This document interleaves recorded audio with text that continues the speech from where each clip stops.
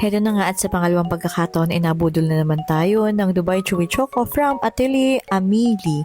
At nako, kapag natikman mo talaga ito, maiintindihan mo kung bakit trending ito online. Paano ba naman sulit na sulit sa lasa at quality? Dito nga pala namin yan in order. At talaga namang perfect naman talaga siyang pang share sa friends, sa family at co-workers. Natikman na nga namin ito nung una pero sabi namin parang nakakasarap at nakakatikim at bakit nga ba ganito ang lasa nito? At talaga namang parang nakakalimutan mo ang lasa sa sarap na parang gusto mong ulit-ulitin. So kung stress ka na, ito yung klase ng stock na makakapagpag-good mood sa iyo. Sabi ko nga dati, bakit ba ito'y trending? Pero nung natikman ko, naintindihan ko na talaga kung bakit nga naman siya trending. Hindi lang pang kids ang ma-addict dito, pati adult, siguradong magugustuhan mo. Problema mo ba yung stocks na yan nakakaumay agad? Ay, ito na. Saktong tamis, kaya mapapakain ka talaga ng tuloy-tuloy. Tingnan mo nga naman si Habi at talaga namang sinipat-sipat pa niya kung bakit nga baga sobrang lasap nito. Sabi pa nga niya sa akin pagkatapos niyang ubusin na ako daw ihahatian niya. Pero hindi niya nakapagpigil at naubos na rin niya.